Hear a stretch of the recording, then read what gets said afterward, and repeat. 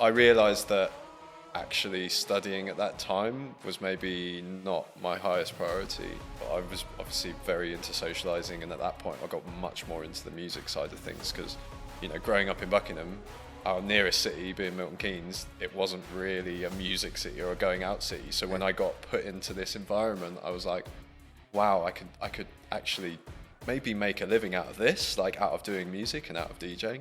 It kind of taught me how to promote myself, and at the time things like MySpace and Facebook were just emerging platforms, but we were using them. We had a lot of followers for our music on MySpace, and that was how we were getting known in different parts of the Midlands, was through that. It just happened. That track just happened. I remember making it and just being like, this is a banger, this is a good tune. Hi everyone, you're listening to the Unrelenting Drive podcast, and before we get into today's episode, I just wanted to let you know I started this podcast because over the years I've had hundreds of the most inspiring conversations of my life with small business owners, and they really helped me grow and scale my own business and get my mindset right even when times were really tough. I wanted to capture those conversations and make them available to other small business owners who are following in my footsteps, and I've just got a small request. If you enjoy this episode, if you find it really inspiring, if you find it helps you in your own business, then please just like it and subscribe to our YouTube channel. The more subscribers we get, the more we can invest in making the podcast better. So enjoy the episode. Hi everyone, you're listening to the Unrelenting Drive podcast, and today I'm delighted to be joined by Jonny Lawrence from JL Creative. So Jonny, thank you for joining us on this podcast. If you could tell the audience what you do. Yeah, so I run a digital marketing agency called JL Creative. We specialize in SEO, pay-per-click, and all aspects of digital marketing, and we've kind of found ourselves in a niche of HVAC and training, construction and trades training primarily. It's a nice niche to occupy, actually. Yes, yeah, absolutely. It's and I guess actually a lot of this episode we can talk about the power of niching as well anyway. But you know what, before we get into your current business and how you started it, it'd be really good to get a bit of an understanding about your background and how you got into the world of work. I guess we're childhood friends really, aren't we? And we grew up on the same street, and then when you did start your business, you knew I was an accountant, so you came to me. And we also went to the same school, but after school, where'd you go? What'd you do for university? Yeah, we grew up together in Buckingham, didn't we? And after leaving Buckingham, I went to Leicester, to De Montfort University, to study graphic design and illustration. So I did a year doing an art foundation course before going on to the illustration course, which since I was young, I always wanted to be an artist. That was my calling. I had no real interest in things like money and business. It really wasn't part of the plan. I always just wanted to be that sort of free artist, whether that was, painting or illustrating, that sort of thing. I was very, very geeky. I still am quite geeky, but just massively into that, and things like, Japanese art and manga and anime and fantasy art. I loved all that stuff. Yeah, I guess growing up, we're in a group of friends where quite a few people were quite creative, really, weren't they? And there's always some interesting pictures floating around of the teachers. And quite often we wouldn't actually maybe be paying enough attention to our academic work, and we'd be maybe drawing pictures that we maybe shouldn't have been drawing. Actually at the same time, me and a couple of friends, we used to make music as well, and some of those tracks were also maybe not what we should have been doing at the time, interesting subject matters. I guess creativity can't be controlled or follow a preset. No, you never know. I mean, it's still up there with some of my best work, but no. So I my intentions were to sort of carry that on and study that in Leicester. And within that first year, I kind of quickly realized that not quickly, I guess. I realized that actually studying at that time was maybe not my highest priority. I was obviously very into socializing, and at that point, I got much more into the music side of things because, growing up in Buckingham, our nearest city being Milton Keynes, it wasn't really a music city or a going out city. So when I got put into this environment, I was like, wow, I could actually maybe make a living out of this, like out of doing music and out of DJing. Um, so unfortunately, the art side at that point, like in studying graphic design, although I was doing it and I was showing up a bit sometimes, it really wasn't what was then interesting me, and then it was the music. So we started doing events. So in the city, we'd do dance music events. I used to actually work for a DJ there called DJSS, who's like, if you're into the history of rave music, he's quite a big deal from the 90s. And he used to pick me up in his BMW, and I used to go around flyering, postering for him for his events in exchange for a set. And then at the same time, we were doing our events, like I say, like putting on parties in local clubs, and then traveling around the Midlands. Actually, we kind of me and a couple of others, we kind of developed a bit of a name for ourselves as a group called HRM, doing mostly dubstep music at the time. And I really thought that was, going to be a career for a long time. Actually, it kind of taught me how to promote myself, and at the time, things like MySpace and Facebook were just emerging platforms. But we were using them. We had a lot of followers for our music on MySpace, and that was how we were getting known in different parts of the Midlands. Like, was through that, and it was teaching us how to network as well. It was certainly teaching me how to network with people from across those different cities, and just messaging people and saying, like, we've got this group, like, let's have a gig, like, or like when we started putting music out ourselves as well, like, you scratch my back, I'll scratch yours. You send us some tracks, we'll send you some tracks. And I guess looking back on those times, it did set me up for what I do now. So yeah, it was an exciting time. It was a bit of a whirlwind, because most of that time, so I got to about 4 years in of doing uni, and I actually dropped out.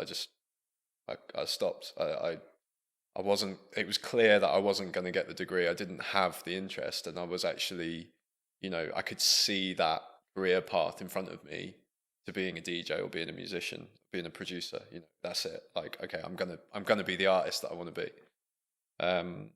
And yeah, I came to a point in Leicester, even though I was enjoying myself, I was having too much of a good time. I wasn't necessarily working as much as I should have been, and the gigs weren't really paying as much as they needed to make it viable at that point.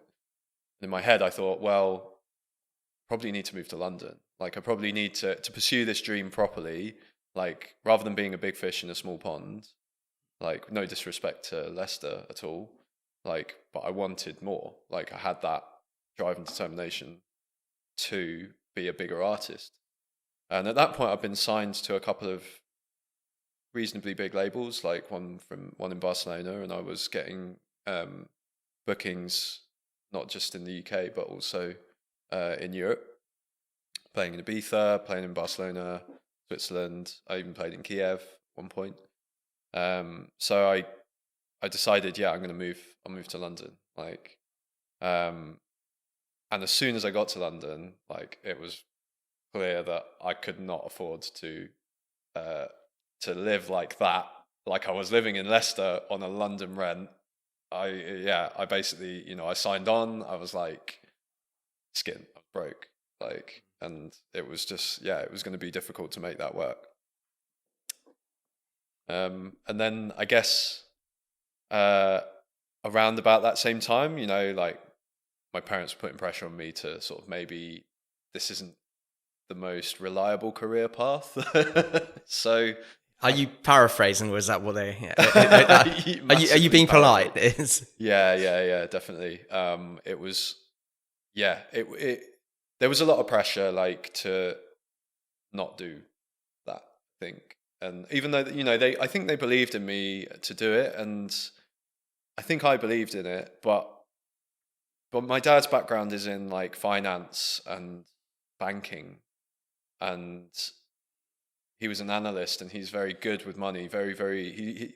I think he was probably disappointed that I hadn't picked up that trait at that point, like, and that I was quite idealistic and had this sort of fantastical view of, how money worked, and that, oh, it's fine, I'll get signed, I'll get rich, and I'll be flying all over the world, and it'll be easy. Like, now that I'm signed, it's easy, and it just wasn't. And my mistake was probably not putting the hard work in, like at the time I should have been, and I was just like focused on the good times and having fun with it rather than taking it seriously as a business. Like, because we had a record label, we essentially had a business back then. What could you have done to take it more seriously? I would have knuckled down and had a proper plan. I would have actually had a business plan for it as well. So would that involve going out and making more collaborations?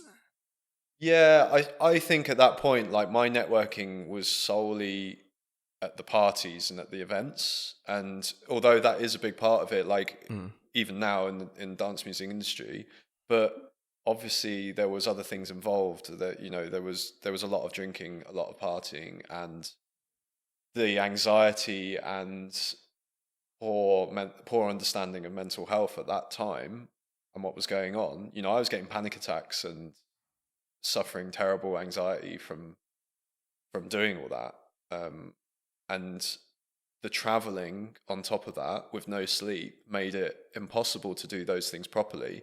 And then you're spending 3 days or whatever recovering from that weekend of gigs, that it's very difficult to have those moments of clarity where you're like, okay, I'm going to work on the record label and pushing the record label, or I'm going to work on creating a marketing plan with my management. Like, my relationship with my management was terrible because I didn't think I needed management at the time. I probably did. But why did you have management then? Because they sold it to me, and I was naive enough to be like, yeah, okay, I need it. So I had so you signed a long-term contract with them? It wasn't a long-term contract. It was more because they were friends of mine as well, but I feel like it was sold to me on the pretense that they'd push me to the next level, when actually it just wasn't required. Like, it wasn't like, all they were doing was like creating social media assets for me, but they weren't actually generating me any work. And we never had a plan. We'd like meet up a couple of times. So that lasted like a very short period of time. That was like 2-3 months. I think one of them drove me to Gotwood when I played that festival. Okay. And that was a good thing for them to do. But yeah, it just, the whole experience for a year, when I was really sort of what I'd consider like doing quite well, I didn't enjoy it. I enjoyed bits of it, but I found it incredibly tough, and it was very clear that it wasn't sustainable as a life. When you said for a year when you were doing quite well, when you said doing quite well, does that mean covering the rent and all your living costs and making good money? Well, I suppose we skipped over in the interim period between Leicester and going to London. I lived at home with my parents at that point. So I lived at home for like 2 years, basically, while I was kind of doing that. So in their eyes, it was like, okay, well, you're making a bit of money, but where's this going? And yeah, when I like doing well was, for me, was that I was gigging regularly, and I was gigging in Europe. That was doing well for me, and that I was thinking, okay, I'm becoming more and well known. I had a Beatport #1 release, so I had a big track, basically, that gave me gigs for the year. What is Beatport #1? Beatport is one of the main platforms for dance music for like, it's a bit like iTunes for dance music. Okay. It's where DJs go to buy tracks. So club DJs usually use Beatport to buy and download. And you were #1. It was #1 release for. What was the track called? Hearing Voices. Okay. So it was that year was just like, I basically lived off that record. Like, wow, amazing. Yeah. So in that. How did you come up with that record? Like, what was it? Just luck, or did you? It was like I made it in like 45 minutes, and it was sometimes. So when you're making music, sometimes you just get in a flow state and don't know what's going. Like it just happens, and like that track just happened. I remember making it and just being like, this is a banger. Like this is a good tune. Like, and yeah, I had a really strong EP all around it. I'd made a few other tracks, and I thought, okay, these tracks, I'll send these off as a demo to a couple of labels, and Lower East picked it up, and yeah, it was a big tune. It was a big EP. Yeah, I produced for years. Like I produced music. I haven't done it for a while. I'm just too busy now. But yeah, that was a great creative outlet, and I even loved making music more than I loved doing drawings, doing illustrations and art. And I eventually got signed actually by Sasha, and anyone that knows me knows. I've heard of them. Yeah, Sasha was like my idol when I was like early teens, like for my formative years. And I one of my dreams, one of my goals was just I would like him to play some of my music. Yeah. And yeah, he signed one of my tracks, and he actually played another track, Central Mix, it was on YouTube. So I had a lot of the goals that I had in music, like I kind of hit them. Like one of my goals was to have a record label and release vinyl. I think I've had about 6 or 7 vinyl releases of my own music, and we had a record label, Tough Luck Records, that we put out 4 records. Yeah, 4 records on vinyl. The rest were digital, but we never made any money out of it. In fact, my best mate, one of my best mates, Twan, he backed it. He put all the money in, and yeah, I still feel bad about that to this day. That he put a lot of money in and didn't get any back. Like, I will repay you one day. But yeah, we really, yeah, it was that side of it was really fun, like doing the music, making the music, and the gigs, obviously the actual DJing side of it, which is still a passion. Like I collect records still, but the mental health side and looking after myself, I was probably a bit too young to kind of understand like the implications of that and how to look after myself properly in those situations, and take myself away from certain things that made my mental health worse. So going to that after party, and then the after party after the after party, there's sometimes I wish I'd just said stop, just gone home and just rested, because then I probably would have been in a better frame of mind, like to think about it as a business. But at that point, that just didn't enter my mind. It was all about fun. It was all about chasing the dream. So Jonny, that's really amazing, and I guess I think from my perspective, like we've always been quite close friends over the years, but then because I've never really been into DJing or like dance music like that, I've always thought you were just like tinkering with your like DJ equipment again or something. I hadn't quite realized how far like you'd taken it. So it is really good to see that. I guess I was always like the odd one out in the group anyway, because I was like a bit more studious when it came to things like finances and stuff, whereas you guys were all like really creative and doing all that DJing and going to the raves. Whereas I was like, I was acting like an 80-year-old guy and saying these raves are too loud for me. So one thing that's really interesting, right, is the people that we get on this podcast. I'd say the majority of them, I don't know if girls behind the camera would agree, but the majority of them didn't finish university, and I'd say most of them dropped out of education at some point. And I think it's almost like that's the mark of a business owner, actually. Really? There wasn't enough freedom in a course or freedom in education to learn and do what they really wanted to do. So I think they rebelled against that regime And then that's one of the things that really made them want to go out and start their own business. So they were free to do something really productive. I guess that's another thing about education. It's not always that productive. People are teaching you stuff, but they're not always explaining why they're teaching you stuff, or they're teaching you what they feel you need to know, rather than you being able to really look at what's going on in the world and the industry around you.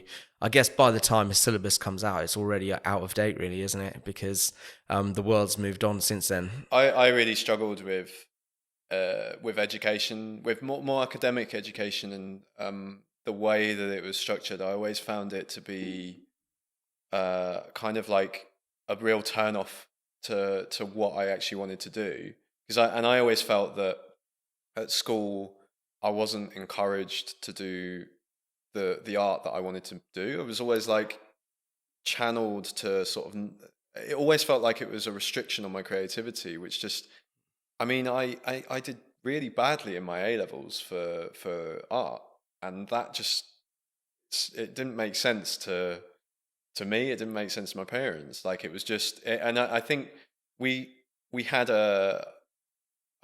me and my friends. I think we all had in common that we struggled with the teacher. Where we had a bad, I think we had a bad experience, because I had great art teachers up until that point, and I used to get great reports on art, and and great feedback, and then A level it changed, and it was like it was just it was restrictive, and I don't know if it was because of the school we went to, which is a very good school, but it was just I think it was more geared towards Exams. Getting the exam scores right. I found that too. Like, I mean, I guess I'm not knocking the school, because I've made some of my best friends there, and it's a great school. And like in terms of like our attitude, I feel like we got a lot out of it for our attitude to life, and the way that I think being sat here, for example, and running a business, I think I got a big leg up in terms of the way to look at the world from that school, potentially. Hi, it's Nishi here, and before we continue with the rest of the podcast, I just wanted to take a few seconds to explain what we do. We're a firm of accountants and business advisors, and we are really passionate about helping people grow and scale their own businesses and achieve the lifestyle they deserve. To do this, we've created a series of resources on our website, unrelentingdrive.com. So once you've got a few minutes after this episode, it's definitely worth checking that out. And just a quick reminder, if you do enjoy this episode, just remember to like, share, follow, and subscribe. Yeah, I think there was, we went to the Royal Latin Grammar School, so there was a lot of ambition at the school, definitely. And then the network we naturally built was full of ambitious people. I think pretty much anyone I can think of from that school is doing something, is really successful these days. It was one of those schools where, what was it, like 95% of the students went to university. Yeah. But maybe that was one of the challenges, because like when I kind of felt I had to go to university, it was it was normalized. But yeah, like I did always struggle with this like focus on education, like, people telling you to learn stuff without telling you why you need to learn it. And it was just like, you got to get grades so you can get a job, but why do you need to get grades so you can get a job? Like, it was too linear. So I always struggled there as well. I think in the end I could have got better grades. Obviously I got good enough grades to go to university, but it was one of those things where I think, like, looking back at it, it taught me that the biggest lesson in life I've learned from that school, which is still with me today, is don't tell people what to do, tell people why they need to do something, and then leave it to them to come to you to ask further questions. Yeah, I like that. That's a nice, that I'd agree with that. I think, and the other thing that I've got out of the school and actually university is the people that I've met and networking I've done. Everyone, I feel like I've made some amazing friends, different places that I've been. But my school friends, I'm still friends with a lot of school friends, and I'm still friends with a lot of my university friends that I met in Leicester. And through that, it kind of helped me sort of develop, I feel like, not just sort of personal friendships, but also like business friendships. Because I've ended up doing work when I was then doing illustration work on the side, which I did end up doing as well. I ended up doing a lot of illustration work for people's record labels, people that I'd met who then subsequently set up their own record labels and have been successful in those areas. Like I've done work for them, so it's been really cool. I've still been able to do certain bits of work that like creative work in that industry in my spare time, which has been a really nice thing. So, Jonny, is that, well, earlier I was going to say, how did you transition from being a DJ into what you currently do? But I guess there was another stepping stone, wasn't that? So you went into illustration after Well, that. there's a few things that happened. So in that time as well, I did an internship at EMI as a digital marketer. So I was on their catalog team. EMI, they're a record label, aren't EMI Records. Okay, so they got bought out by Warner, I think, a few years ago. And part of the reason that I didn't get a full-time job there was because they were just the industry was collapsing and they basically were folding. Like their publishing still exists, I think, but they got bought out by Warner and there was mass redundancy, which is sad because EMI, if you know about historic record labels, the Beatles, EMI, Pink Floyd, Led Zeppelin, all the major rock bands through history, EMI was the cool label. EMI was the record label to sign to. And I worked in the catalog team on the digital marketing side of things. Actually, it was quite clear for everyone on the team that our job was kind of slightly redundant. Although what we did was, it was like an experimental role because this Facebook pages had just been launched. And we were actually building HTML landing pages for Facebook. I remember I've still actually got, or until recently, I still had the fake Daft Punk page that I set up as a test. So I did Daft Punk, we did Spice Girls. I think we did a bit on the Pink Floyd one as well. But we were literally creating like these landing pages, like actually in the Facebook ecosystem. Very strange because can't imagine that existing now. Actually creating a landing page. Is that where like you create a HTML page and then get Facebook to point to it? No, it was literally you create the HTML and then you you embed it into the Facebook page. So instead of having a Facebook page, it was literally like a website landing page. So people would if they had a promotion or if they had a competition. Is that still possible today? Oh, right. No, that ended very quickly. It was basically a pointless exercise. But it was really interesting. We were doing things like artwork on Amazon pages and updating pack shot artwork on Spotify when Spotify was just starting. So yeah, it was a cool little experience. And I was there for a few months, I think 6 months. I was there for, and I would have loved a job there. That was one place where I thought, oh, actually, I could actually work here. It's awesome. Like the culture was amazing, very corporate and massive, but the people that worked there were all very similar, especially in the sort of the younger people there. We had a really good group. Although the drinking culture was crazy because it's in Kensington.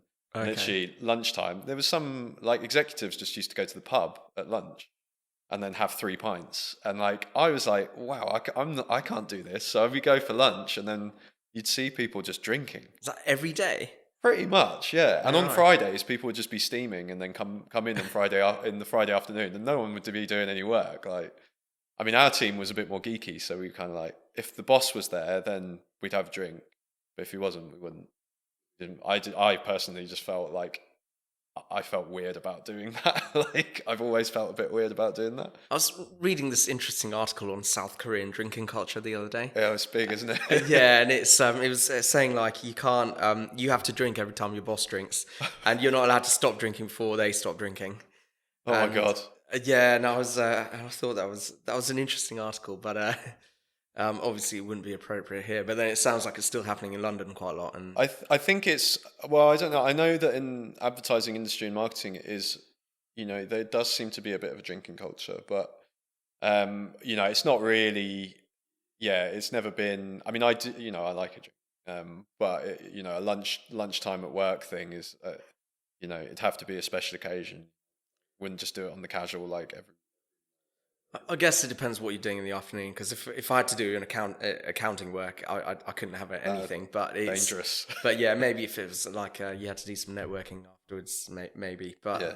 we've always kind of avoided the drinking culture in our business. But maybe, well, sometimes, yeah, it would be good if we had a little bit more of it. Actually, no, it's to be fair, that's not really my business how people hang out after work. But I think I've been in businesses like that where people would partake in that a bit more than some other businesses.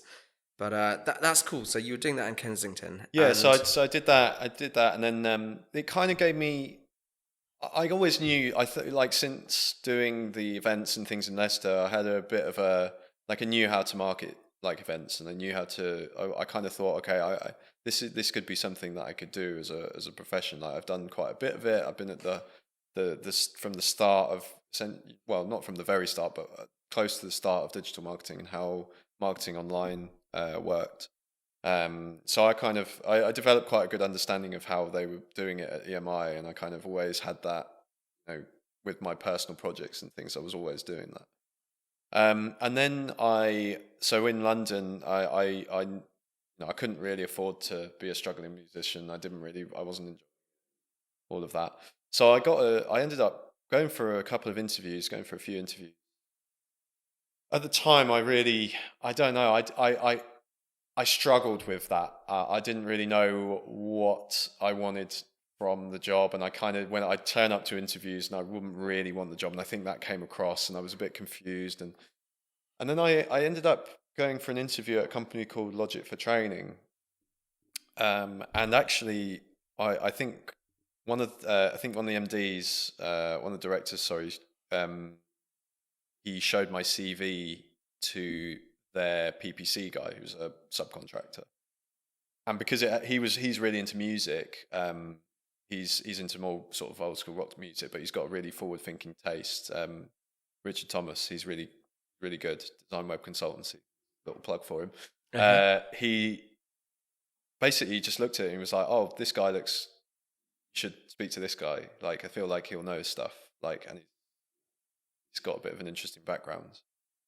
So they interviewed me, and Mark Kroll and Kevin Budd, and they gave me a chance. They gave me a shot. Like they didn't have a digital marketing department. At that point, they were pretty established in the gas training industry. So they're a gas training center, but they do electrical training, renewables, oil, all the trades basically. And yeah, they were kind of looking to expand their online presence. They had at the time reasonably good website, but I think they wanted someone kind of a bit younger with some fresh ideas, and just to sort of take a different approach and work with their subcontractor, PPC subcontractor and PR person. And yeah, they gave me a chance, and I mean, there was no handover as such. They were just like, "We don't know what we want from this role. We're kind of just going to let you do what you want and just start to understand the industry." It's a super complex industry. If you haven't been around it, it was like so daunting at the start, because all these different courses had different course codes, and like it was like, if you do this thing, then you can do this. If you haven't got this certificate, then you can't do this, and you have to redo it every 5 years, and there was all these different sort of elements to it, and legislation that was coming out every so often that would be like, "Oh, now we've completely changed the way that this works, and you have to relearn this." And 17th edition wiring regulations at the time, there's a new amendment, and then it will come out there'll be the 18th edition will come out, and every electrician has to go back and relearn that. So there was a lot of things to sort of think about and learn. What was your primary purpose at that company? I was the digital marketing at the time assistant. So it was basically level, but it was. But who were you reporting into? Someone else? Directors. Okay, fine. So you were essentially like a manager basically, to some extent. Yeah, from the start. But I being honest, I was like, well, where they didn't know what the sort of guidance to give me. And what did they? Who was your target market? Were you going for directly for the gas engineers? Yeah, for the installers. Okay. So for all the tradespeople, it was all about. So I think initially, like, there was no strategy. It was just like, okay, we know we need to post on socials. We could do ads on Facebook. We've done that before, so it was like setting those things up. And I was quite big on branding, and I still have my design skills. So I was also, I was doing all the Photoshop stuff. I was creating assets and things for them. And then we kind of were doing, right, okay, my biggest thing was like, I knew a bit about SEO at that point, not loads, but I was like, okay, well, what's going to help? We need to get a blog going. To sort of, they had a bit of a blog, but it was like, what's it for? And at the time they were just pushing news articles. This legislation's been launched, and it was just literally very dry, and I straight away was like, well, what we need to do is helpful content. We need to establish authority. And at the time, there was a big problem with trust in that industry. And I identified the fact that we needed to build trust with people. We needed people to understand that Logic for Training is one of the good guys and one to be trusted. And how do we do that? Well, we do that by seeding really good quality content that's really helpful to these people, be the source of information for all of this, for installers looking to train. If they type in, how do I do this thing? How long does it take to do this thing? They're going to find Logic. So we started that strategy pretty early on. And it just worked. It was just, it just grew and grew, their online presence. And I actually, that's also where I met Jessica Lowe, Jello PR. And she's a PR agency specializing in trades and construction. And she really helped me at the start as well, and she continues to be a massive collaborator of mine. We partnered up on a lot of clients now, but that's where we met. And she sort of helped me with the content, helped me get up to speed on the industry, and we worked together on a lot of that strategy. Then we built their email out, and eventually we had this great strategy. We were really heavy on Twitter as well, and we used to interact with the installers. Were you getting results? Oh, massive. Yeah. So was it a combination of everything, or would you say there was one specific thing you did? The organic's been huge for them. I mean, the their SEO PPC, side. Their PPC has always done really well, but their SEO really, I mean, we in-house, we did well, and then we worked with another SEO agency and basically guided them on what we needed, because it got so vast. We were like, okay, we need some support on it. Did you focus on building links, or were you just trying to create the right content? So yeah, through Jess's work, through her PR work, and that's where we were building links through trade press, and through, we would get, I think eventually we did get some BBC link. We still get the odd BBC link well from our PR efforts, but yeah, there was elements of link building at the time. Though it was mostly to do with chasing long tail, mid tail keywords, and it just worked very well, combined with the social strategy that we had in place as well, where we were very at the time we were focused quite heavily on Twitter, because that was where the installers were. So we identified that as being a strong platform and being a part of their conversations. So making sure that we were always visible if people ask questions. So I was literally as an in-house person, spending like 15 minutes, 30 minutes a day just trawling through Twitter, looking for the relevant hashtags for people asking questions.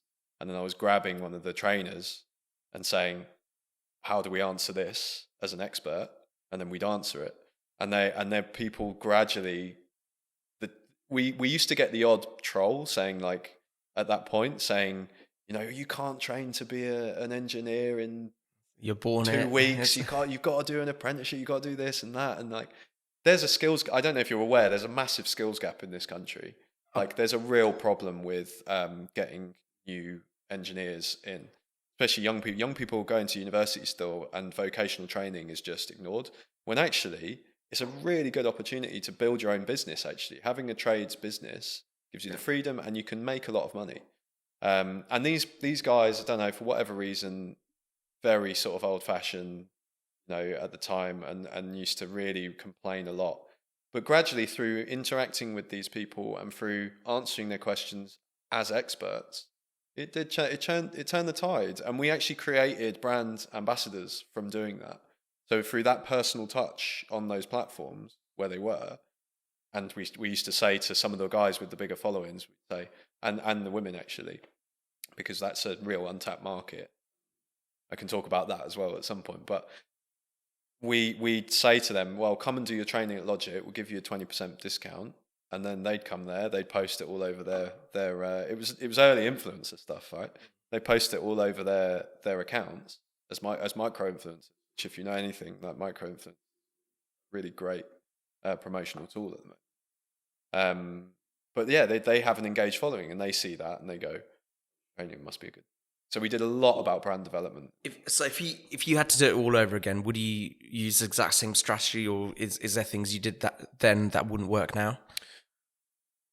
Yeah, I think on its own now, some of the SEO strategies, some of those, we never used any black hat SEO strategy. So we were always by the book, and that we knew that some of the competitors weren't. And that was great, because you'd see us going up, and then there was an algorithm change, and we'd be checking like their performance, just see these huge dips. You know what? It's funny you should say that, because when I first built our own website, because I couldn't afford to outsource it when I first started this accounting business, and I used all the black hat stuff. I had my laptop open all night, building dodgy links. I had like spinning software, just creating unreadable articles.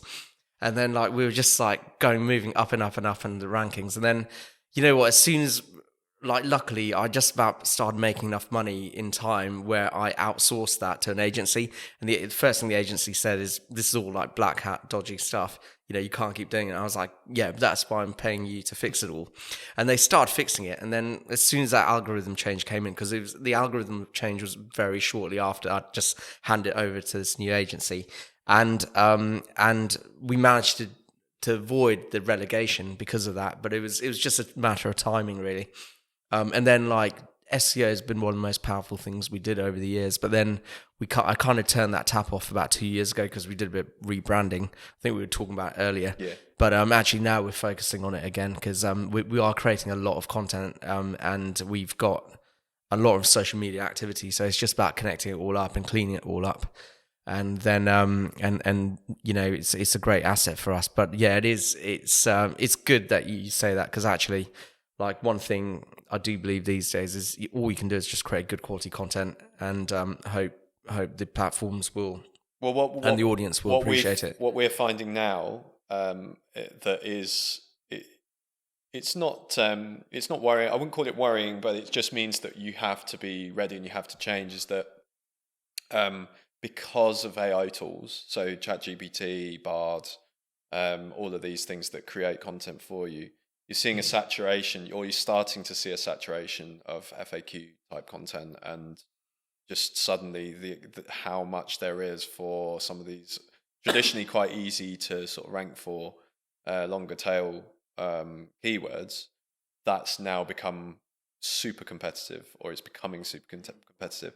And it's probably going to become not completely redundant, but you're not going to have an article that sits at the top for the whole time without having to change that. And that's that, without having to sort of revisit it, regularly to keep it updated, because people are just going to look at it, extrapolate all the content from your article, put it into ChatGPT, say rewrite it in the style of make it better, whatever, post it back up, and then you're just going to be on a constant battle. So what we believe will happen, what a lot of people believe in will happen, is that testimonials, case studies, content that involves real people, reviews, videos, that's going to become much more important. Like real endorsements are going to become paramount, I think, and that's something that I think all businesses prepared for. Like, I think we're already, we experiment with content for social posts, running that through ChatGPT. Eventually that's going to become saturated, because you're just, although they're quite interesting at the moment, and one of my clients has been, he's quite funny, he's just been he's loving using So he's really busy with a load of shows last week. But every now and then he'd just take a moment, paste a little description into ChatGPT, say create a social post, and it would just write this. It was like a wordsmith article, like poetic, like hilariously written article for LinkedIn piece. Like, sorry, and yeah, as soon as you know it's ChatGPT, every time you see it, you're just like, well, that's just an AI article. What was the because me and the marketing team were talking about this the other day, and like there's a website where you can go take your articles and paste them in, and it'll tell you what proportion of it's human content and what proportion of it's been written by AI. Yeah. So there's like, yeah, it can tell the words. It's I think not that accurate. We've it? tested this, and we've had stuff that we've written get flagged as AI. Oh right, okay. And I don't know how good Google's algorithm is at checking this. Because what we're finding is that clearly if we're seeing the number of articles on like for certain keywords that we're tracking for our clients going up, Yeah, that means that we're pretty sure that a lot of those are going to be AI written. well, I personally think, although I'm not an expert in it, but I think it's looking for the amount of original themes in it rather than the way it's actually worded. And this is one of the reasons we do create blogs, but we actually create them off the back of our videos. So we'll take the transcript from our videos and then we'll get ChatGPT to tidy it up rather than write something from scratch. So the idea is because and with that we tend to the idea is we avoid any duplicate themes that are already out there in the world because our videos are based on our original thoughts. We find I think that's a good way of doing it. We also find that it's really good for creating blog framework. So you ask it to give you, say, a brief or create a template, and for creating templates, it's really useful. It can cut down a lot of time. It can give you that sort of initial creative spark to then write the full blog. And you can obviously use it to optimize for search as well a little bit, and it can be useful for that too. I think I'm also quite excited about the new LinkedIn changes, the algorithm changes that are coming in. Yeah, so LinkedIn's going to make sure that you're a lot more consistent to your niche. So from what I understand, it's going to start cross-referencing the kind of content you make versus your bio and your strapline and your experience, and it's also going to look at the consistency within your content, so you to make sure that you're always on theme.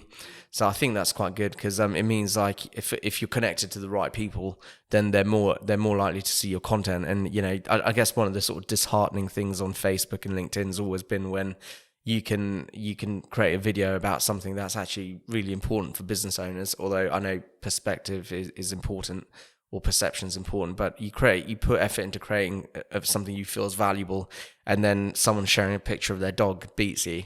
And so I think what LinkedIn's doing is it's going down this more professional route where it is more about your ideas and the professionalism in your content. Yeah. So that should be quite good. But I mean, I think we've come a long way since the days of black hat SEO compared to what we do now. But obviously there's things we do need to tidy up. So, Jonny, how long were you at the... and by the way, what was that company called? You were Logic for Training. Logic for Training, yeah. So, and there's I've got to big them up as well, massively, because I think when I joined them as well, they were quite proud of the fact that they had a very low staff turnover, and they have a very personal way, a personal approach, and very, very, very nurturing to me. How big was that company?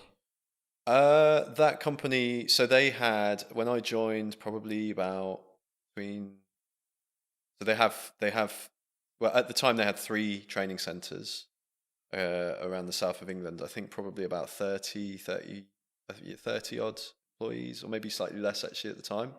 And there was actually 2 companies, so there's Logic for Training and time it was called Logic Certification. Now it's LCL Awards. They rebranded, which has actually become a huge company in its own right. But it was just, it had a real sort of close feel about it, and even I always felt I've always felt a bit of a black sheep when I've worked in companies anyway, and that's just me. That's because I guess I think probably that trait that I kind of always want to do my own thing. Do you think like being part of something from the ground up really pushed you much further ahead in your career than you would have got if you'd just joined a mature marketing team?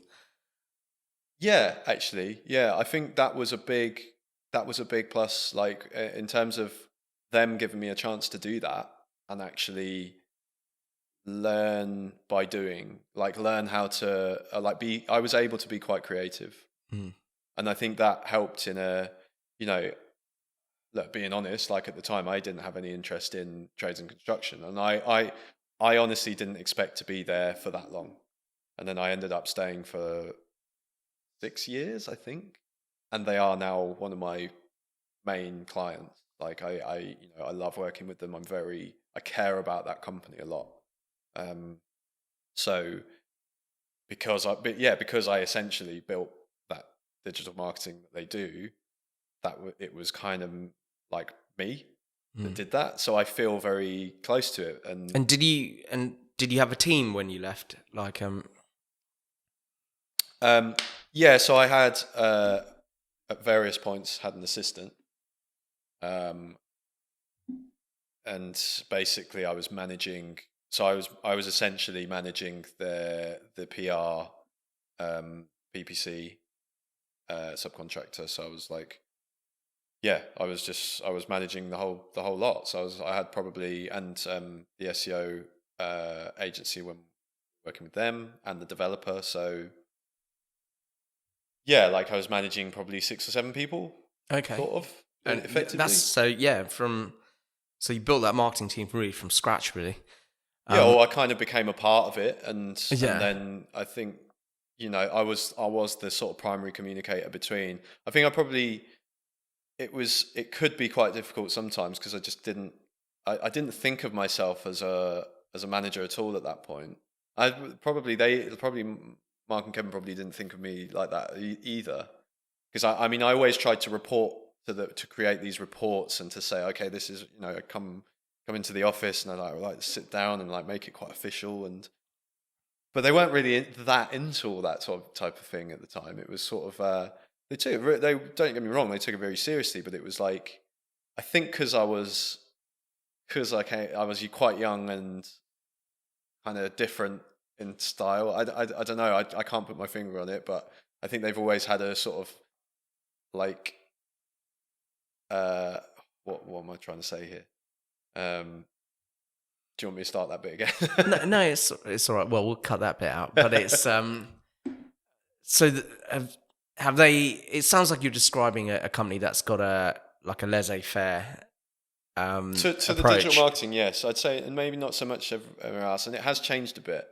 And we do, because it's got much bigger. It's got. Were they essentially like, we don't know how this works, but we need it, so just go ahead and get what you need done. At the time, yeah. But that was definitely a part of probably why I stayed for so long, because, and obviously they had to trust me, and I think, well, I clearly did earn their trust. Like, and I don't feel like I ever betrayed their trust. And actually, they gave me 3 months off to go to India at one point, because nice. I went through. There was I had very sadly lost a close friend just before I turned 30, and it was pretty tragic, and they were kind enough to.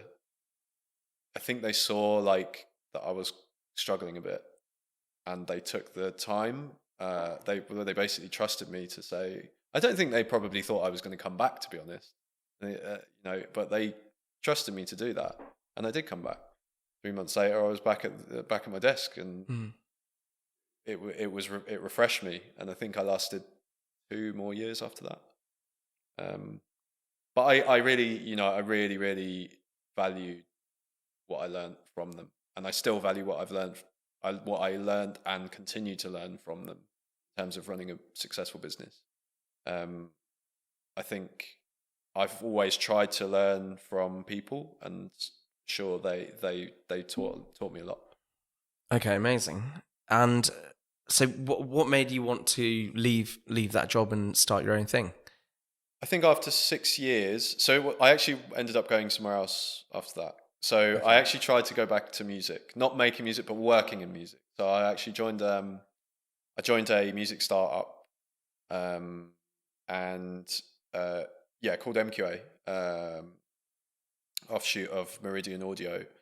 Uh, in retrospect, I think for both parties, it was maybe a mistake because I took a maternity leave uh, role.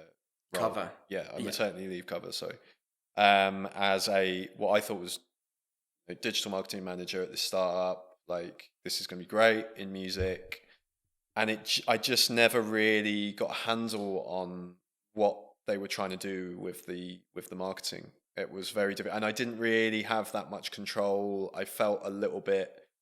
I don't think I was out of my depth, but I had major imposter syndrome there. I like the first week. This is quite a funny story. The first week we went to the Music Week Awards, and it was like, yeah, it's this big award ceremony in London. Like, I hadn't hung out with anyone from the company really, apart from my marketing director. She was there, and then I was with the I think he's the head of product management, but he's basically the main engineer basically for he was kind of in charge of getting the music encoded and added to streaming services or wherever it was. And I meet this guy. I'm like, oh yeah, hey, how's it going? Like, we all sat having a few drinks, and there's the head of PR there as well. And we were sponsoring the event, and it's a big music event. There was like Dua Lipa was presenting one of the awards, and Lauren Laverne was presenting it. We're right at the front, and I'm sat next to this guy, Spencer Chrisley, and I go, oh right, so I heard you're a producer, like, done anything good? Like, I produce as well, and he goes, yeah, Springsteen, did Frank Zappa, done Nirvana. I was like, okay. And I was like a little bit drunk. I nearly spilt wine on him. I was just like, I'm really strange around people like that, who I suddenly realize, oh my God, you're like big deal. And I could never, through that whole time I was working there, I worked there for 18 months or 15 months, something around that. I just couldn't, being around him, I was just in awe of this guy who was like, who, all of them in there, like Bob Stewart, who's like a legend in audio, like created Meridian and created MQA. Like, I just couldn't talk to him. I just couldn't like get my words out. It was complete imposter syndrome. Like, the whole time I was there. And I was probably drinking too much coffee as well when I was there. And I was just always like, I just feel out of my depth. I don't think I was, but I could never find my little comfort zone there. Like, and the people that worked there were lovely, and the team was lovely, but I struggled.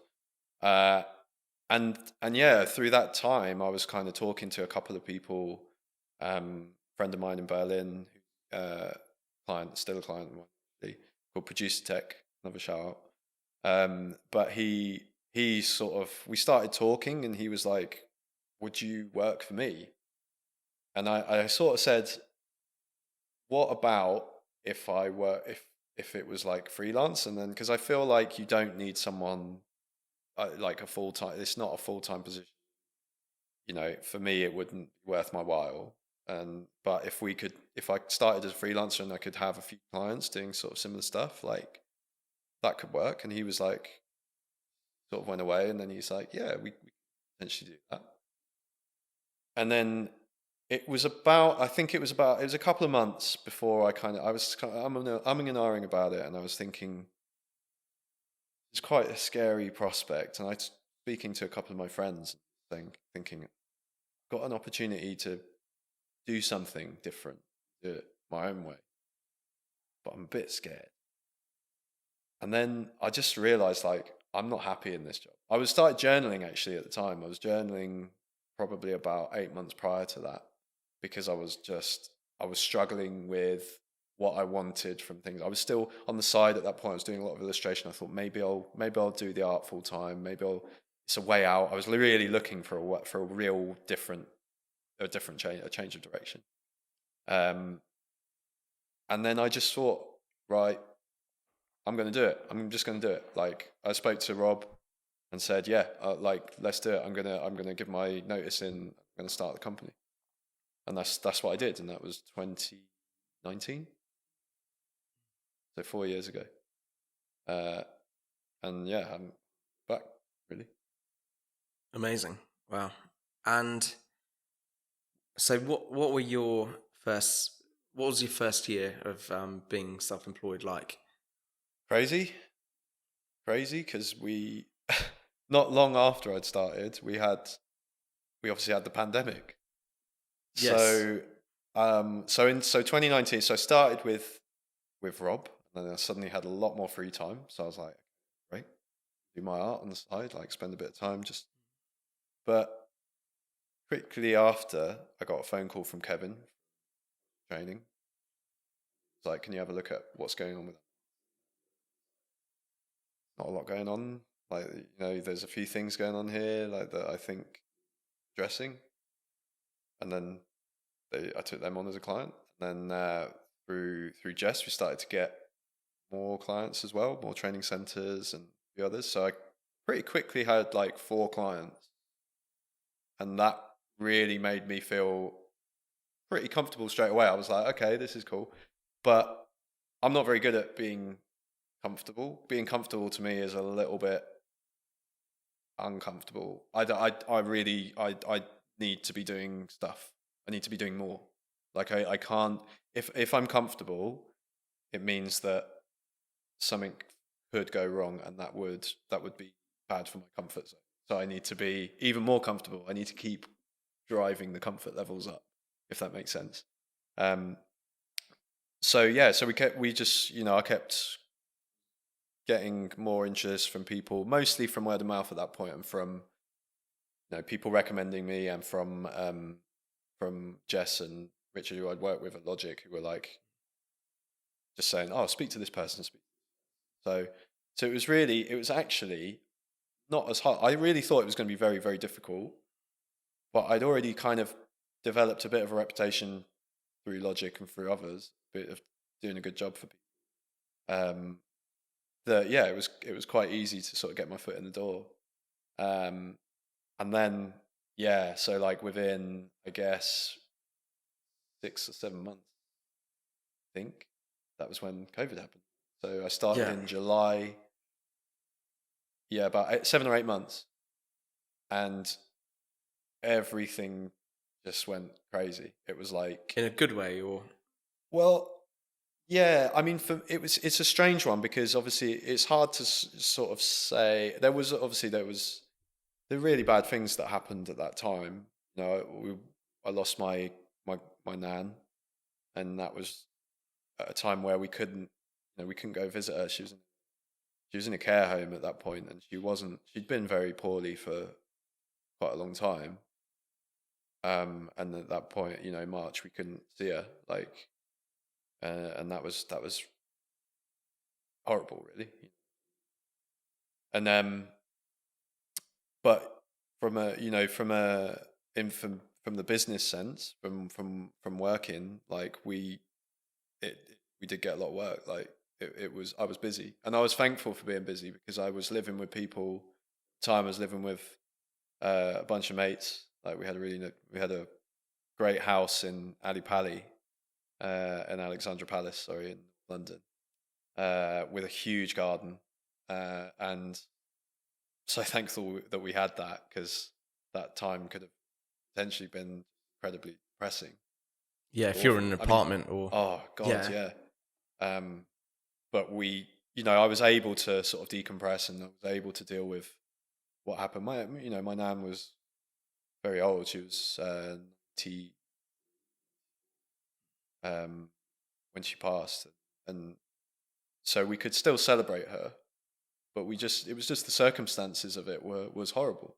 So what I'm trying to say is it's kind of difficult for me to talk about it in a positive light as well, but but there was, what I found, sorry, was that businesses at that time were offloading their staff, their in-house staff. A lot of them like lost their jobs, and they were saying, okay, how do we can get subcontractors. So I gained quite a few clients at that point.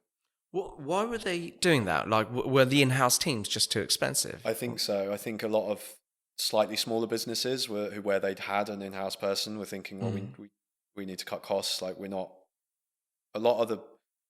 I think maybe it's a fault with some businesses, but they're focused on leads and they're focused on sales, and that I understand that, but in marketing that isn't the be all and end all. Like, there's a lot more going on with telling the brand story, but in a situation like that where you've got a crisis, what's the first thing that suffers? It's a knee-jerk reaction. Exactly, and I think a lot of businesses, maybe that's how they responded, was to, okay, well, this is now a nice to have thing, and we'll get rid of them. I think for us, like, we've worked with subcontractors for marketing a lot and marketing agencies, but having people in your business who understand what the business is doing, who can actually see your operations day to day, who can actually build relationships with other parts of your business. I don't think there's any subcontract relationship that can replace that. I agree. I totally agree. I think for us as well, like I find we work much better and we desire working with clients that have that in-house person. So we can build that relationship with them, support them. Yeah, that's the ideal scenario, I think, like, where you do have a marketing team embedded in that business already that you can actually support. Although that's more your area. So, Jonny, somewhere along the line, you decide that you didn't want to be self-employed anymore. You wanted to start employing people and scale up and be a business. What drove that decision? Partly you. Partly you, because you were very encouraging about it. I think I think, and I've heard this. I think I've heard this on your podcast actually before, but like talking about you become a freelancer, you become a self-employed for the freedom, and then maybe there's a common trait, but certainly with me, it's like you kind of want more. Like, how are you going to get more? How are you going to grow the business really? Like, I'd probably reached a point where I wasn't going to have capacity to have more than the clients that I had. So, and it was like, well, this is comfortable, this is great, like, but probably do more. Like, I could probably reach kind of a point which I never thought I could reach before. What was that point? I guess making money. Like, I never had that interest before. But I suddenly thought, actually, I could probably make decent money if I business. So there was that factor. Were you looking for that level of automation? So, like, being able to go back to India, for example, for a few months while the business was still running without you could be a good example of that potentially. Yeah, totally. Like, thinking about the future, like having something that runs itself. That sounds pretty good. So I suppose a lot of it still comes down to freedom and those nice things. But there was also elements of, like, we could create a really good service. Like, because what I found with marketing agencies and people that I've encountered, there are really good ones out there, but there's a lot of not very good ones, or there's a lot of that don't, the way that they build their relationships isn't necessarily how I would build the relationship. So I think having my stamp, putting my personality into a business, like, I thought that was a really cool thing as well. But I did resist. I resisted, as you know, for quite a while. Resistance is futile. It is. No, it's, what? There's nothing wrong with being self-employed, like, for a lot of people.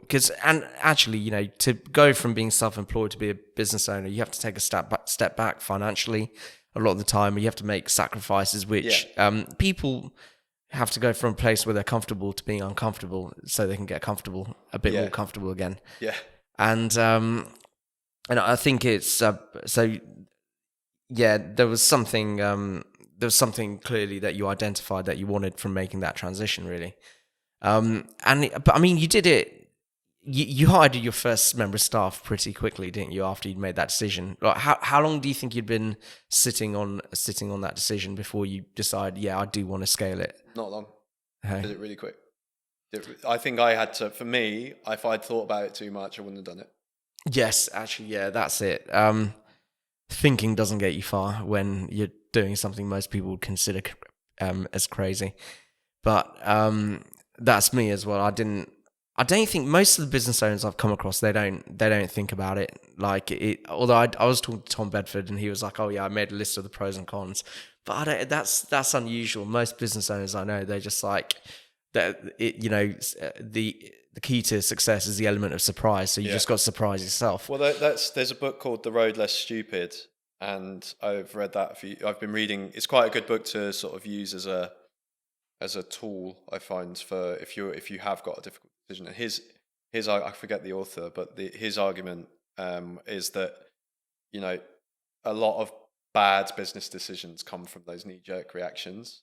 I don't think that hiring people, deciding to hire people was a need. I think that's necessary, to be honest. I think that bucks the trend. But his argument is to do 45-minute thinking time. Like, ask yourself a question, make sure it's the right question, and then just think about that, and then make the decision based on that 45 minutes.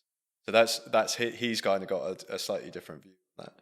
But for that decision to scale the business, I think the more I would have thought about that, I would have talked myself out of it, because I would have been like, well, I was already doing a lot of what ifs, but as soon as I put the wheels in motion, did my first job spec, I hadn't thought about the onboarding process or anything like that. I hadn't thought, there was loads of things I hadn't thought about. Yeah. I just put it out there, and then I thought, okay, well, now we'll work our way backwards, and we'll figure all the other stuff out, but we'll just get that first person in place, and it'll be fine. It doesn't matter. People do this all the time. So that's kind of how I did it, and I mean, I had a really stressful time of it at the start.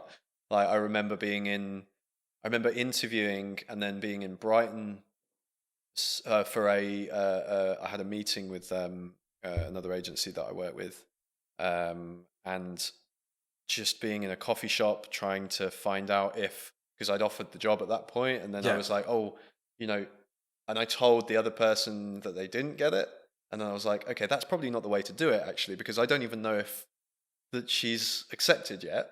And then I was really stressed about it. I was like, oh God, like, I was trying to find Wi-Fi somewhere. I was sat in this little bohemian art cafe, and just checking my emails every 5 minutes, like trying to keep myself busy, but like kind of, sweating, shaking, like, and then, eventually, she then texted me and was like, I'm happy to take the job.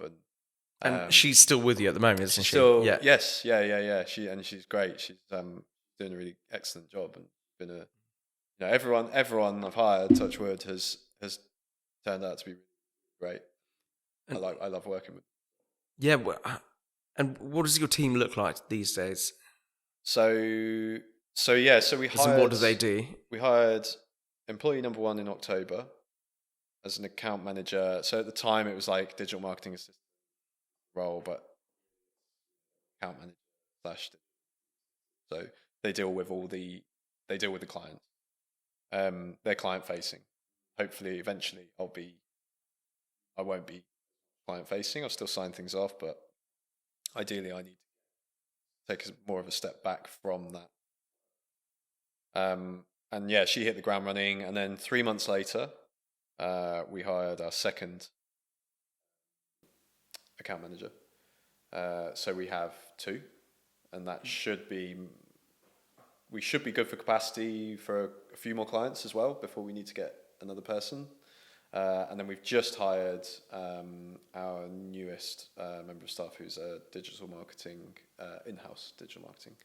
So responsible for everything we do on social media and putting our our comms and content, website updates. So yeah, and she's excellent as well. She came with me to a trade show last week and took lots of pictures and started our TikTok, which we're using to sort of promote our company culture. So yeah, and they've all been involved with shaping the business as well. I've been quite sort of open with that with them. I want them, I want us together. Obviously, it's my vision, but I want them to help and feel like they're helping to shape how the business works, how the business operates from a team structure and how we just generally how we operate. Like I just want them to sort of I want us to have a shared vision, right? And Yeah. they can have input on that. Then that's to me that's a good place to work. And they all seem to really enjoy how we work. We're very hybrid, so it's mostly work from home. We're in London, so we've got a membership, Soho House membership, so quite swanky. It's quite nice to go there. We go there on a Tuesday. We have our team meeting. It's a creative environment, nurturing I environment. always see you eating a Caesar salad or something there when you're on Zoom. Yeah. And it's yeah. Yes. It's good food in there. But they've no more Caesar salads on camera because they can't do video calls. Oh, really? Okay. So, which is nice. I actually find that that's quite good for do that once a week, to have no meetings, but just have a team day where we do our team meeting, we do our team marketing meeting, and then we just spend time together working, and they can float ideas to me. I can just express. That's a bit short-sighted of them, isn't it? Because like I'd imagine people doing Zoom meetings and there would be really good marketing for them. It's quite an exclusive place, so they like to. They have protect the privacy of its members. You get a lot of actors and stars and things there. So who's the most famous person you've seen there? Don't know if I'm allowed to say. Okay, I don't know. Tell me later. Be able to talk about it. Yeah. Okay, amazing. So, I guess first rule of Soho House is don't talk about Soho House. Yeah. Okay, so I've been told off by the marketing team for having more negative questions in these podcasts. Let's go for something a bit more positive. What do you think is the most rewarding thing about scaling your business? About scaling the business? I think bringing in new talent has been the best thing for me. And being the way that we've done it, obviously we've kind of, from, I guess financially, we kind of can afford to pay for sort of more experienced people. So it's about finding that junior talent. Maybe they don't have as much experience on, in certain areas, but I feel like you can tell like that. I feel like that's maybe something that I'm picking up is sort of the ability to understand, like, you might not have the experience on SEO, for example, how Google ads work. Yeah, that can be trained, but your personality matches with our culture, which is obviously important. But you see that there's something going on there. They've got that ambition, I think, all of them, and I found that incredibly rewarding. Actually, I really didn't see myself as someone that always enjoyed managing people. Certainly when I was working for others, I found that kind of challenging some days. Didn't feel like solely talking to people. But with this team and with what we're doing with Jail Creative, I think that bringing people up and sort of, nurturing is definitely the right word. I've found that to be incredibly, and being able to say, especially if there's been we've had a stressful week. Last week was really tough week for me personally, like in terms of just crazy commitment. Doing, I was getting up at 6 and starting at 6:30 and not ending, basically, because my partner was away. She was on holiday, so I was just working, bed, not sleeping very well because I hadn't switched off, up, working. Did that all week because I was preparing as well for a forum, and then we went to Bristol. I went to talk at this workshop at LCL Awards forum. Sorry, talking about social media and digital marketing for training centres, trades-based business. And we just smashed it. It was amazing. Really, the day was just incredible. Went really well, and we got to celebrate that fact day, and we came away with great content. And yeah, it's just that the reward of that has been brilliant. So yeah, that's definitely up there. Jonny, you were telling me about the week where, you went to that forum in where was it? Bristol, right? And I saw an amazing TikTok video that your team member Rene put together. It was high quality, and it looked like you had a really good week. And then you were telling me about all the leads that you picked up, everything else that was going well in your business, and then you essentially told me about how your entire week was ruined just because you had like this one toxic client. How did that make you feel? Yeah, that's difficult.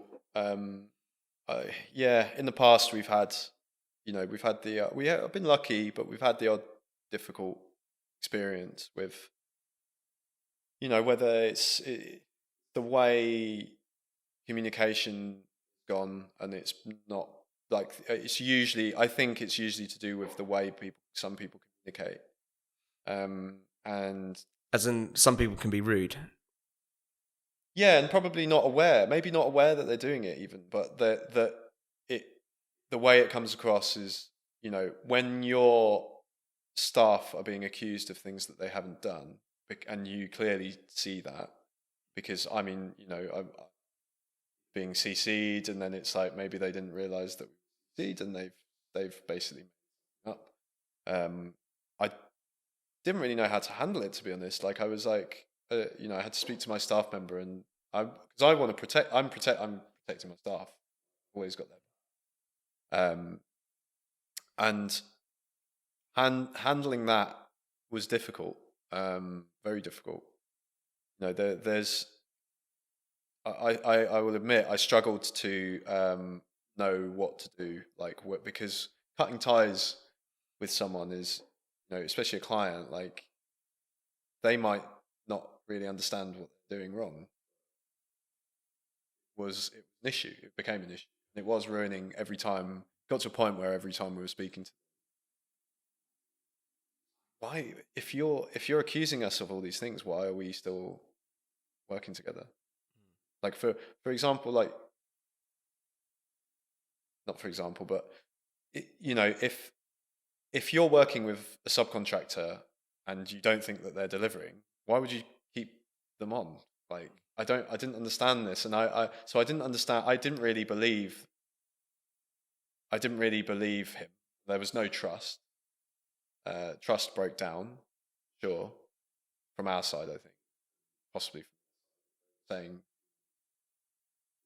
saying. So we've sort of let a couple of clients go in the past. How did that feel? It's a relief, to be honest. now that when we've done it, it's been a relief. It's a learning curve, I think, because I think you look at clients and you think, well, I'm not going to say no to work, or I'm going to say, yeah, absolutely, we can do this for you. And you don't think about, actually, is this the type of person we want to work with? Like, are they going to match up with how we are going to treat you? Are we going to be able to have a good relationship, or a good working relationship? And I don't think in the past I've asked that question enough. I don't think that I think a couple of times, like we've just gone, yes, we'll work with you just to get a new client. And we should probably take a step back and think about this and say, okay, are you going to be right for us, like, as well? Well, one thing I realized quite quickly once we started hiring people and building our team is a bad client can make you lose a member of staff, and you've got to be really careful about that, because I've always had reasonably thick skin, so I can deal with a lot of stuff if it's directed at me. But I always get um, like I always feel like the line's being crossed when someone's being rude to a member of your staff. And I always, even though I know all the experts out there say, look, you've got to let your team members deal with those people directly. That's where I do intervene in the business, because I'd rather, if someone is being unreasonable, well, we'll always try and negotiate with people and make sure everyone understands everyone else's point of view. But there are instances where people are just being unreasonable, or they're trying to have some kind of power play because it makes them feel better. I think that's been the case. I think there's maybe slightly old-fashioned attitude going on, and that being, well, I want to feel in charge sort of attitude, which it just doesn't work for us. Work for me, it doesn't work for staff. And I think what you said there with having a thick skin, sometimes I don't, and it depends how sort of where I am in terms of my anxiety levels and stress levels at the time. But when I can feel that emotion like growing in me. I'm having sometimes if I'm having a difficult conversation, I don't like, well, no one, but in business some people thrive with that, and that's one thing where I perhaps I need to take emotion out of it. I don't think those confrontational people get far in business, but the problem is they mess you around while they're failing. I mean, you've got to be direct with people a lot of the time. Like, you do have to give them the right feedback. You've got to help them develop. But the other side of it as well is like, confrontation for confrontation's sake. Like, I've struggled to get on with people in the past, but then they've got like all of their staff turnover every 6 months as well. So, and then you look at that and you think maybe it's not just me. But it is an interesting one, because like trying to just maintain the quality of your clients, like, these days, especially in accounting and other industries as well, it's not the easiest thing in the world to build and maintain a team. So you've got to make sure that the quality of work that they're doing, the quality of the relationships that they're being part of are fulfilling for them.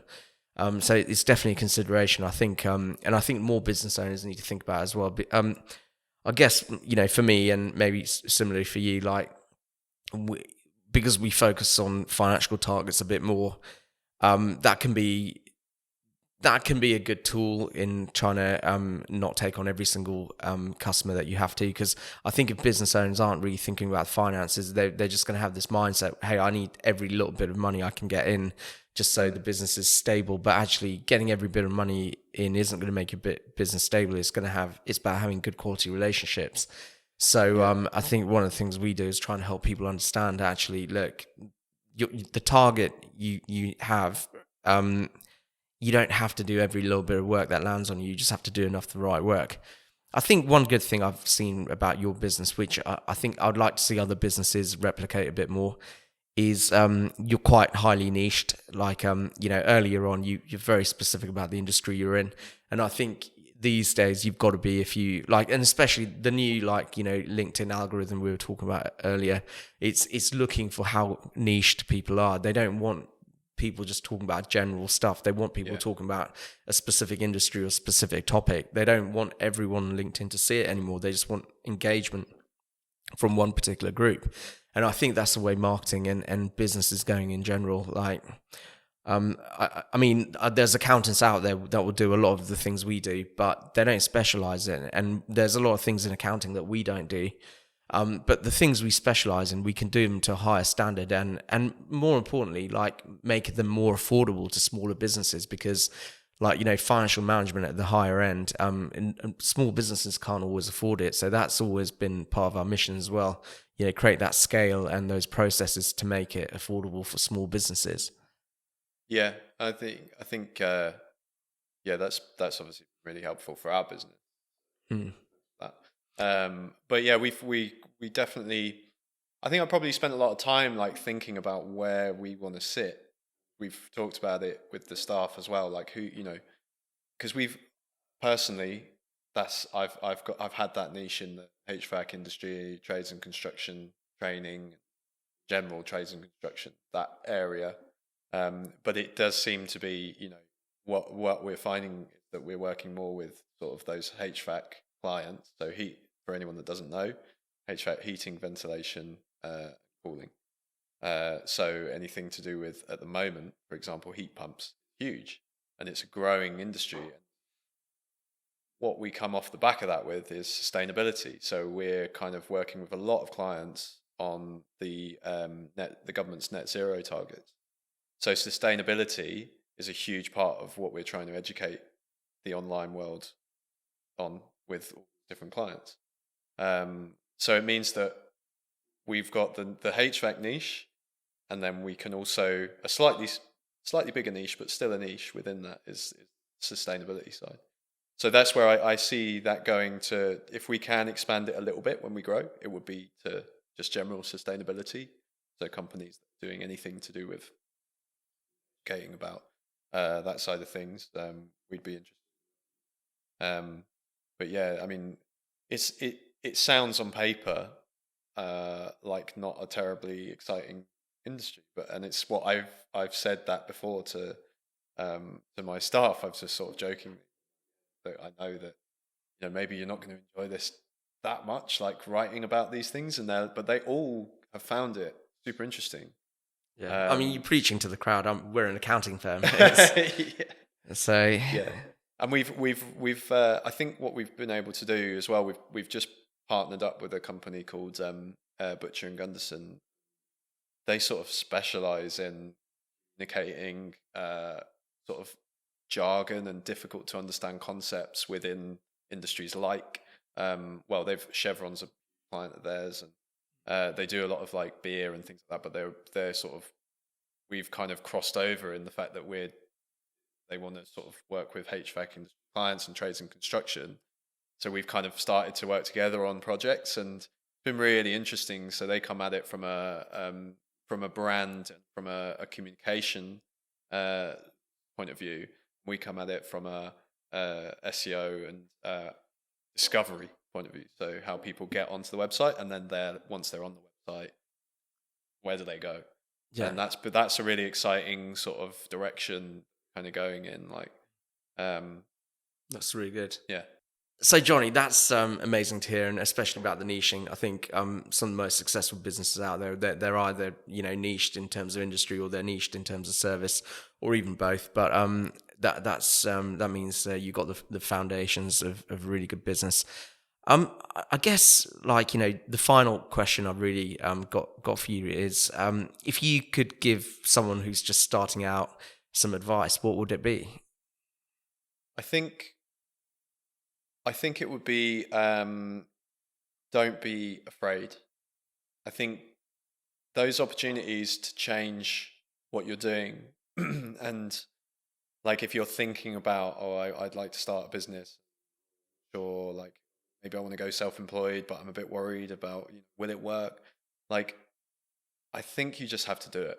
And I came to that realization after when I was journaling and everything. It really made me realize that actually I wasn't entirely happy with that lifestyle, with working that 9 to 5 for someone else.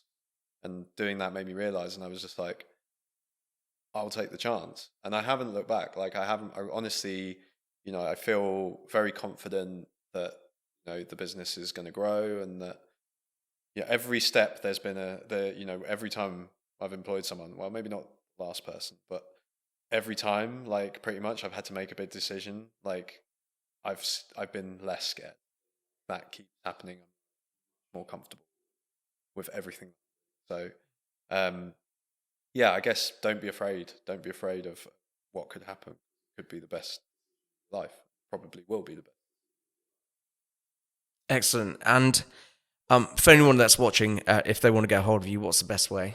So you can go to the website, go to jlcreativeltd.com. And you'll find information there. We're still developing the site. Okay. But yeah, it's there. So I guess a workman's house is never finished. Yeah. So that's absolutely amazing, and we'll include a link for that in the description. So everyone, you've been watching and listening to the Unrelenting Drive podcast, and it's been great to have you on, Jonny. And I'll see you at the next episode.